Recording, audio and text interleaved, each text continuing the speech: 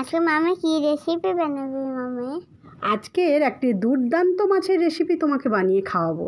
আজকের এই মাছটাকে অনেকে তারাই মাছ নামেও চেনেন, আবার অনেকে খসলা মাছ নামেও চেনেন। তো প্রথমে মাছটাকে কেটে ধুয়ে পরিষ্কার করে নিয়ে নুন হলুদ দিয়ে ভালো করে মেখে রেখে দেবেন। মামি একটু আলু দেবে না? হ্যাঁ দেবো তো, একটা আলু দেবো, 4 পিস করে কেটে একটা সরু সরু করে কেটে দিয়ে দেবেন। তারপর একটা মশলা বানিয়ে নেবেন। 1 চামচ গোটা সর্ষে সাদা, আর 1 চামচ গোটা জিরে, আর 2-3টে কাঁচা লঙ্কা দিয়ে। আমি পোস্ত দেবে না মামি? পোস্ত দেবো তো, ওই মশলার সঙ্গে আরও 1 চামচ পোস্ত যোগ করে নেবেন, নিয়ে একটা সুন্দর পেস্ট তৈরি করে নেবেন। এদিকে গ্যাসে কড়াই বসিয়ে তেল গরম করে মাছগুলোকে 2 পিঠ উল্টে লাল করে ভেজে নেবেন। তারপর মাছগুলো ভাজা হয়ে গেলে ওই কড়াই থেকে তুলে রেখে দেবেন। দিয়ে এইভাবে তারাই মাছের রেসিপি যদি আগে বানিয়ে না খেয়ে থাকেন, তাহলে একবার এইভাবে বানিয়ে খেয়ে দেখতে পারেন। তারপর মাছ ভাজা হয়ে গেলে ওই তেলে আলু যে কেটে রেখেছিলেন ওই আলুটা দিয়ে ভেজে তুলে রেখে দেবেন।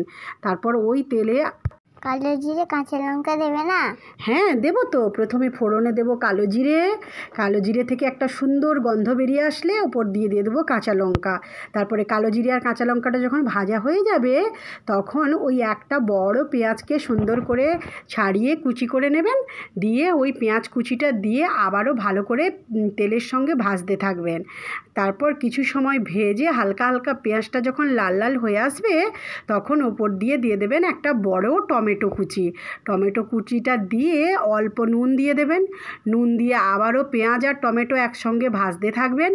ভাজা হলে তারপর ওপর দিয়ে দেবেন পরিমাণ মতো হলুদ গুঁড়ো দিয়ে টমেটো আর পেঁয়াজটা খুব ভালো করে যখন ভাজা হয়ে গলে যাবে ভালো করে, তখন ওপর দিয়ে দেবেন ওই যে ভেজে রেখেছিলেন আলু। ওই আলুটা এবার দিয়ে আবারও কিছু সময় মশলার সঙ্গে ভেজে নেবেন। তারপর কিছু সময় ভাজা হয়ে গেলে যখন দেখবেন খুব ভালো করে মশলাটার সঙ্গে আলুটা ভাজা হয়ে গেছে, তখন ওপর দিয়ে তেল ছেড়ে আসবে সাইড দিয়ে, তখন ওই যে বেটে রেখেছিলেন মশলা সর্ষে পোস্ত, ওই মশলাটা দিয়ে দেবেন। একটু পোস্ত দিলে এই রান্নাটার টেস্ট আরও বেড়ে যায়, ওই জন্য সর্ষের সঙ্গে একটু পোস্ত দিয়ে রান্নাটা করার চেষ্টা করবেন। তারপর ওই সর্ষে পোস্ত বাটা দিয়ে সব কিছু একসঙ্গে খুব ভালো করে মিশিয়ে নেবেন। মেশানো হয়ে গেলে ওই বাটিটা ধুয়ে আর 1 বাটি মতো জল দিয়ে দেবেন।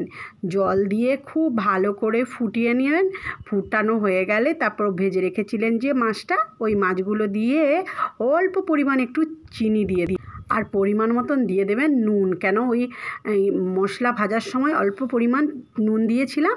তারপর আরেকটু নুন দিয়ে ওই মাছগুলো দিয়ে ভালো করে ফুটিয়ে নামিয়ে নিলেই রেডি একদম দুর্দান্ত স্বাদের তারাই মাছের ঝালের রেসিপি। একবার এইভাবে সর্ষে পোস্ত দিয়ে বানিয়ে খেয়ে দেখতে পারেন, আশা করি খুবই ভালো লাগবে।